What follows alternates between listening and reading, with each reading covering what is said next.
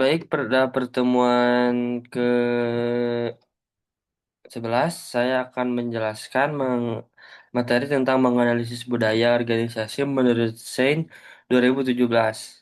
Sebelum memasuki materi, saya akan melakukan pretest dulu. Yang pertama, yang pertama soal satu, sebutkan dan jelaskan secara singkat tiga tingkatan budaya organisasi menurut Edgar Sein 2017. Maka cukup.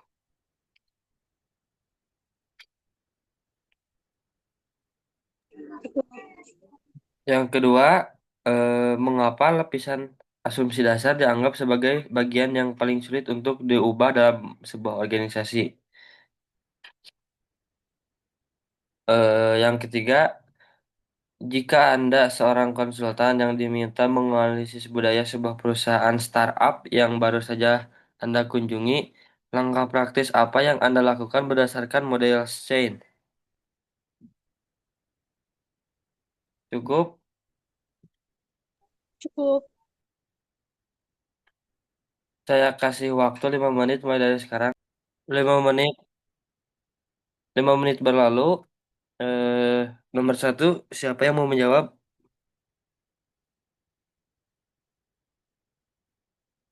Eh, Kakak Dewi, boleh on mic?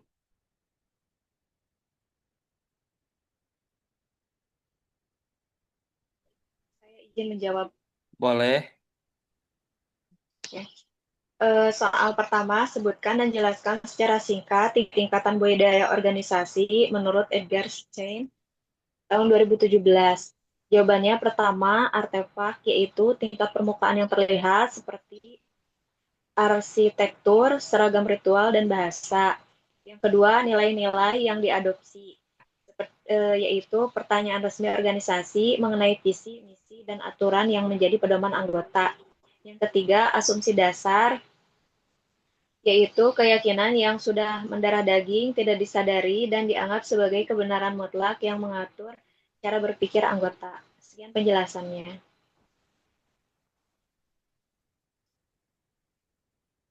Apakah cukup, Mbak Tessa, jawabannya? Cukup, Mas. Eh, Selanjutnya pertanyaan kedua, boleh dijawab dengan siapa? Saya izin bertanya. Boleh? Saya izin menjawab. Oh, boleh, silakan. Pertanyaannya, mengapa lapisan asumsi dasar dianggap sebagai bagian yang paling sulit untuk diubah dalam sebuah organisasi? Jawabannya menurut saya, karena asumsi dasar bersifat tidak disadari dan dianggap sudah terbukti benar selama bertahun-tahun dalam menyelesaikan masalah. Asumsi ini menjadi zona nyaman mental bagi anggota organisasi. Mengubahnya berarti menantang keyakinan fundamental yang seringkali menimbulkan kecemasan dan penolakan yang kuat. Itu aja. Apakah cukup, Teh Dewi? Ini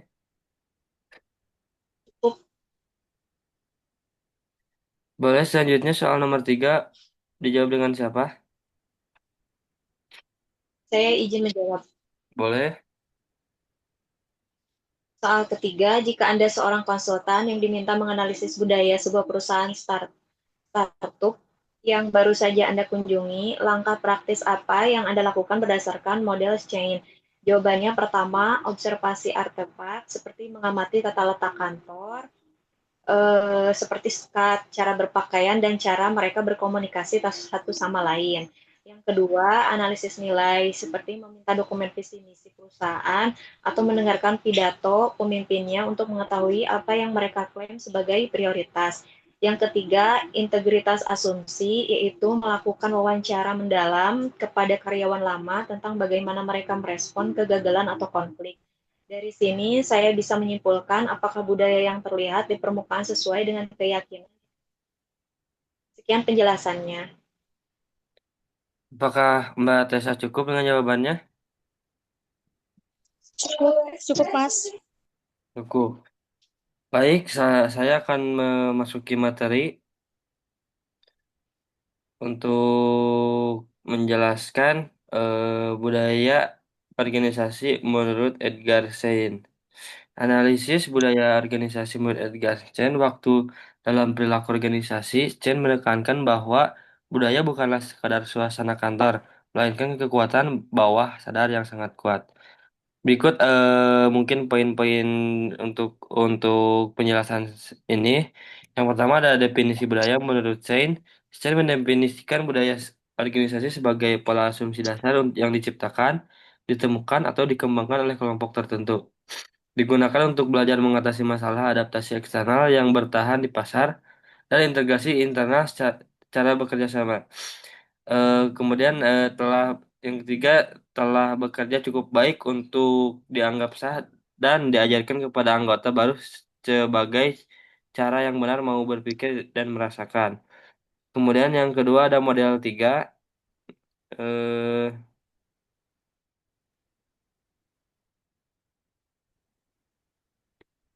Bentar.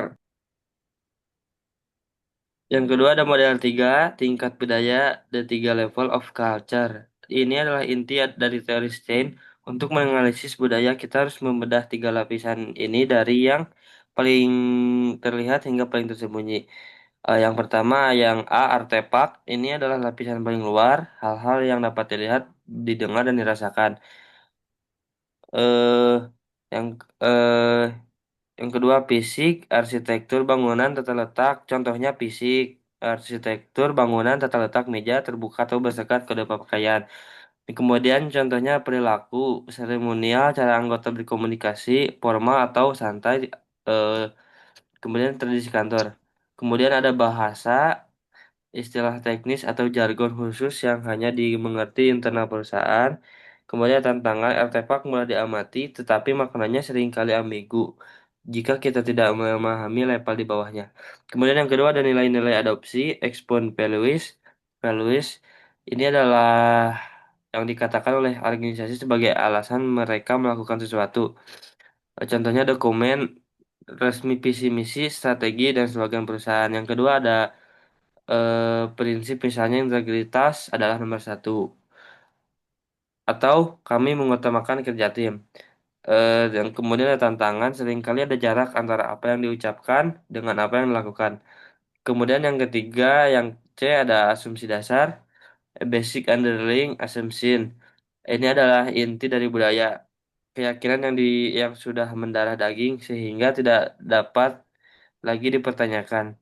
Sifat ini tidak terlihat, tidak sadar, dan dan sangat sulit diubah. Contohnya, apakah perusahaan percaya bahwa manusia pada dasarnya malas sehingga butuh kontrol ketat, atau manusia jin, atau manusia itu rajin sehingga diberi kebebasan?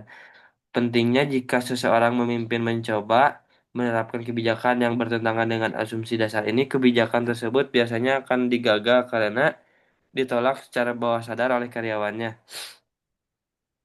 Ya, kemudian ada dinamika budaya, sosial dan kepemimpinan dalam materi SCEN 2017.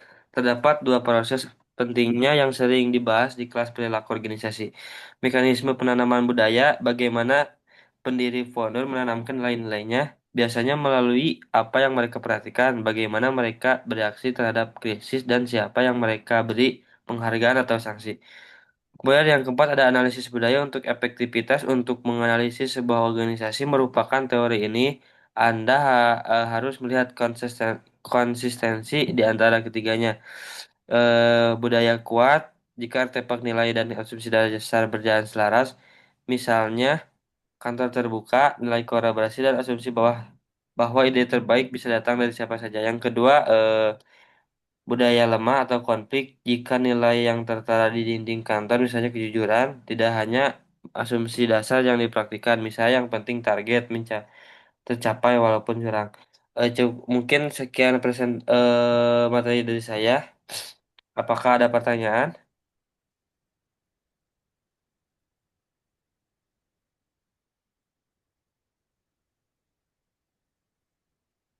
Apakah ada pertanyaan dari peserta? Cukup, boleh. Untuk sesi selanjutnya kita akan memasuki post test.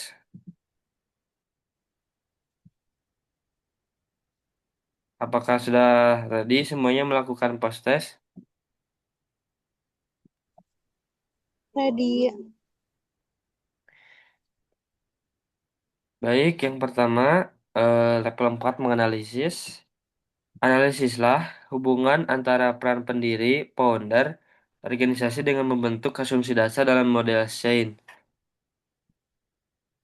Apakah cukup? Cukup. Yang kedua, berikanlah penilaian Anda manakah yang lebih efektif dalam mengubah budaya organisasi. Mengubah artefak terlebih dahulu atau mengubah nilai-nilai yang diadopsi. Cukup. Yang terakhir, jika Anda ditunjuk sebagai pemimpin di sebuah perusahaan yang memiliki budaya saling menyalahkan, rancanglah sebuah strategi singkat menggunakan model SAIN untuk mengubah menjadi budaya akuntabilitas. Cukup?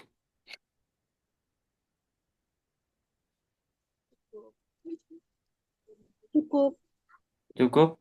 Saya kasih waktu 5 menit mulai dari sekarang. 3. 5 menit berlalu. Untuk jawaban proses satu, siapa yang mau menjawab? Izin menjawab. Boleh.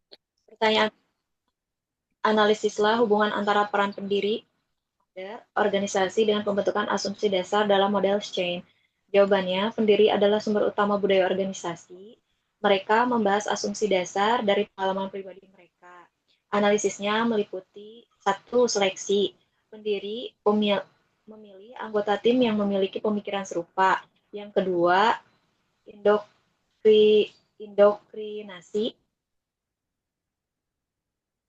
Pendiri mengajarkan cara pandang mereka kepada anggota. Yang ketiga, reaksi terhadap krisis. Itu cara pendiri menangani krisis pertama perusahaan akan menjadi asumsi dasar bagi anggota tentang bagaimana cara bertahan hidup di organisasi tersebut. Jika cara pendiri berhasil, hal itu akan dianggap sebagai kebenaran mutlak. Sekian penjelasannya. Apakah ingin ada yang menambahkan? Mbak Tessa mau menambahkan apa cukup? Cukup masih Pak. Cukup. Ya, Boleh untuk pertanyaan kedua dijawab dengan siapa? saya ingin menjawab untuk pertanyaannya. Berikan penilaian Anda manakah yang lebih efektif dalam mengubah budaya organisasi, mengubah artefak terlebih dahulu atau mengubah nilai yang diadopsi. Jawabannya, kalau menurut teori Sein, perubahan yang lebih efektif adalah memulai dengan nilai-nilai yang diadopsi yang disertai pembuktian hasil, mengubah artefak seperti renovasi kantor tanpa mengubah nilai hanya akan menjadi perubahan kosmetik. Namun jika pemimpin secara konsisten mengkomunikasikan nilai baru dan membuktikan bahwa nilai tersebut berhasil menyelesaikan masalah adaptasi internal, maka perlahan hal itu akan meresap menjadi asumsi dasar baru. Perubahan artefak kemudian menyusul sebagai bentuk penguatan. Itu aja, Mas Ipan. Oke, cukup. Untuk pertanyaan kedua, apakah Mbak Dewi ingin menambahkan apa cukup? Cukup, Mas Irfan. Cukup. Boleh untuk pertanyaan ketiga jawab dengan siapa selanjutnya? Saya izin menjawab. Boleh. Untuk soal ketiga, jika Anda ditunjuk sebagai pemimpin di sebuah perusahaan yang memiliki budaya saling menyalahkan, rancanglah sebuah strategi singkat menggunakan model chain untuk mengubahnya menjadi budaya akuntabilitas. Jawabannya, strategi saya akan mencakup 3 level tersebut. Pertama, ubah nilai, yaitu saya akan mendeklarasikan filosofi, psikologi, keamanan, di mana kesalahan dianggap sebagai kesempatan belajar, bukan aib. Yang kedua, ubah artefak. Saya akan menciptakan sistem pelaporan kesalahan secara anonim dan mengadakan pertemuan mingguan, di mana saya sebagai pemimpin menunjukkan kesalahan saya sendiri di depan staf sebagai simbol perilaku. Yang ketiga, ubah asumsi, seperti saya akan memberikan penghargaan bagi mereka yang berani mengerti kesalahan, dan memberikan solusi. Seiring waktu, jika langkah ini berhasil membawa keberhasilan bagi tim, asumsi dan dasar saling menyalahkan akan bergeser.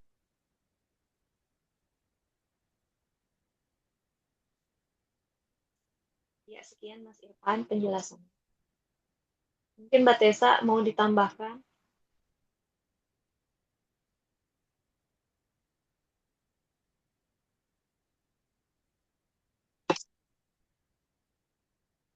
Halo, Ya, apakah cukup jawaban dari Teh Dewi? Cukup. Cukup. Mohon maaf tadi saya kelupaan untuk post testnya betul berapa? Untuk Teh Dewi betul berapa?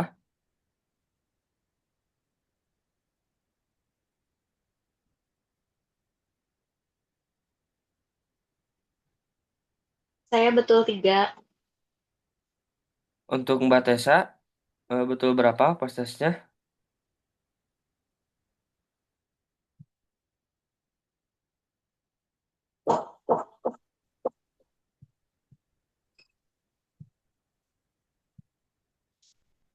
Untuk Mbak Tessa betul berapa post testnya?